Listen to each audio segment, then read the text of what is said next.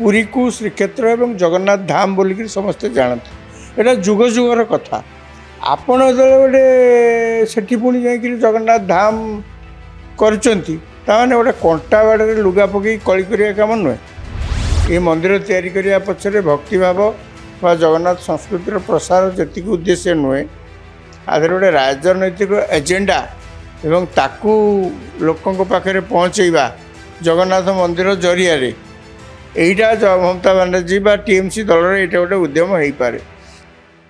पश्चिम बंगर मुख्यमंत्री ममता बनर्जी को सख्त चापुड़ा लगी कहीं आम एक कहूँ ना जितेबाला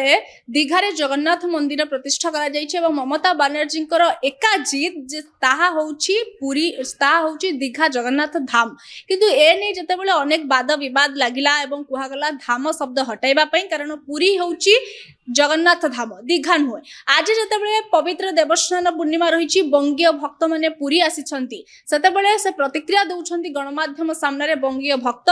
से कहते जे दीघा धाम नुहे पर्यटन स्थली एवं ममता बनर्जी पुरी धामर मर्यादा क्षुण्ण करने को चाहते यह गोटे राजनैतिक षड्यंत्र पुरी को चैतन्य प्रभु आसुले आमे माने भी आसबू बोली बंगीय भक्त कहते। तेज आम ए संपर्क में अधिक आलोचना आम सहित न्यूज रूम स्टूडियो उपस्थित अच्छा वरिष्ठ सांबादिक राजनैतिक समीक्षक राजाराम शतपथी सर आप न्यूज रूम को स्वागत करुच्ची तमाम घटना उपर मतामत कौन रही।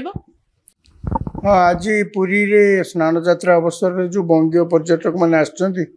सब दीघा जगन्नाथ मंदिर पर जो मंतव्य देते विशेषकर ममता बनर्जी कथा को लेकर जहाँ कहते ठीक कहते जगन्नाथ मंदिर तैयारी करिया किसी खराब कथा नुहे। भारत वर्ष कहीं पृथ्वी बहुत जगह जगन्नाथ मंदिर तैयारी होची कथा हूँ आप गोटे मंदिर तैयारी कर मूल उद्देश्य जदि हुए ये राजनैतिक फायदा कौन मिल ताले मंदिर जो पवित्रता मंदिर जो ऐतिह्य ये तो गौण हो गला बोलिकी धरिया पड़ो। दीघारे प्रकृत जो जगन्नाथ मंदिर हो ममता बनर्जी जो भाव मूलरू तांकर जो आटीट्यूड देखिए ताकू देखले जना पड़ी सी मंदिर करना जगन्नाथ संस्कृतिर प्रचार प्रसार बा आउ गोटे जगन्नाथ मंदिर से करने से कथा करना सी आदि किसी गोटे राजनैतिक फायदा ने से चक्कर यहाँ सी कर उदाहरण देखो प्रथम कथा जो जगन्नाथ धाम ना देले ठीक अच्छे मैंने ओडिशा बा पुरी जगन्नाथ मंदिर तरफ परिचालना कर संस्था तरफ धाम को गोटे रेजिस्टर्ड करने अतीत किसी केवे उद्यम होना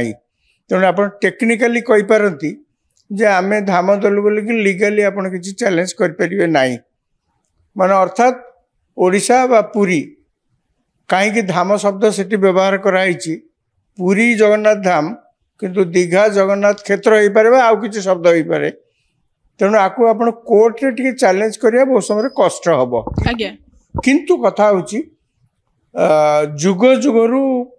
पुरी को श्रीक्षेत्र एवं जगन्नाथ धाम बोलिक समस्ते जानते एटा जुग जुगर कथा आपण गोटे सेठी पुणी जाइए जगन्नाथ धाम करचंती ताने गोटे कंटा बाड़े लुगा पकई कली करिया काम नुहे। आपण जगन्नाथ धाम शब्दटा जानते जुग जुग धरिकी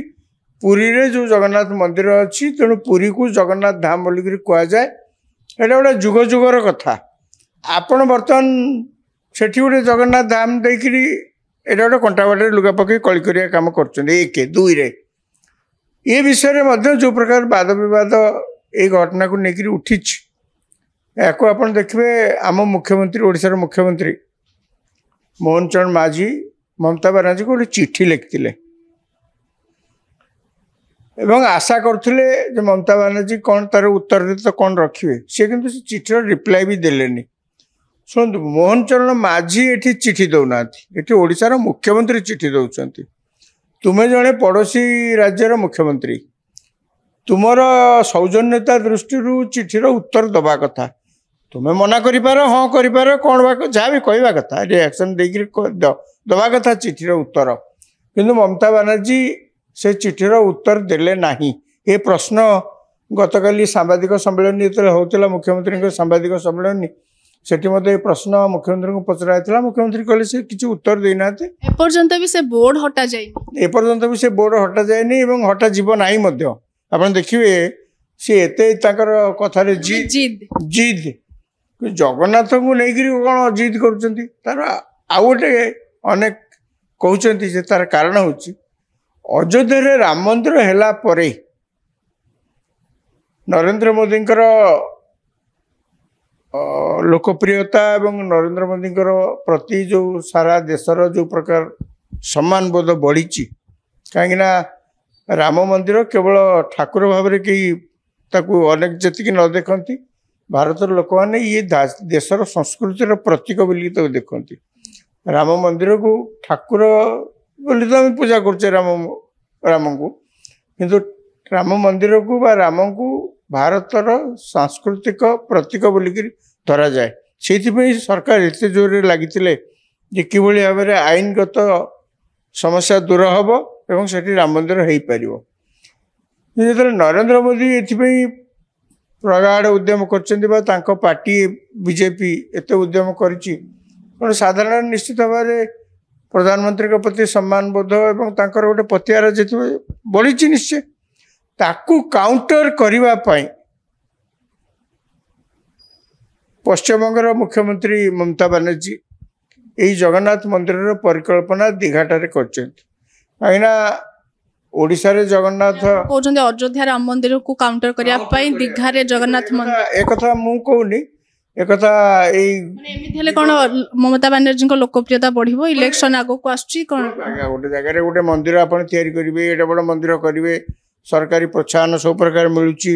मुख्यमंत्री निजे तादर स्पेशल इंटरेस्ट नौचन जितेबाला तेणु सी गोटे पर्यटन स्थल परिणत हो सुंदरिया मंदिर ता भर जाकि बुलिक आसवाई किए न चाहब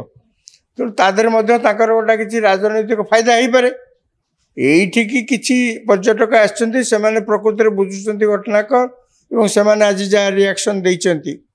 समस्ते हुए तो से कथा बुझुवे अनेक भर थे जहाँ आमर मुख्यमंत्री ये गोटे जगन्नाथ मंदिर बोधे सुंदर ये कौन कहीपर जो बंगीय भक्त मैंने पूरी आसुंच दीघा जगन्नाथ मंदिर उपर एमती जो मंतव्य आ ममता बनर्जी जो मंतव्य दौरान ये कौटना कौटी ममता बनर्जी भी निजे जापे जो उद्देश्य रखी से दीघार जगन्नाथ मंदिर प्रतिष्ठा करते से उद्देश्य फेल मारी कारण ये राजनीतिक षड्यंत्र तो निजे कहते बंगीय भक्त मैंने हाँ यहाँ तो जल जल हो दिशुची जे एथर गोटे राजनैतिक एजेंडा ये मंदिर तैयारी करने पछरे भक्तिभाव व जगन्नाथ संस्कृतिर प्रसार जी उद्देश्य नुहे आधे गोटे राजनैतिक एजेंडा एवं ताकू लोकों पाखे पहुँचेवा जगन्नाथ मंदिर जरिया यहीटा ममता बनर्जी बा टीएमसी दल ये गोटे उद्यम हो पारे किंतु कथा होची एमती देखा गले पुरी जगन्नाथ मंदिर को अतीत केते लोक केते प्रकार आक्रमण कर मंदिर को लुट कर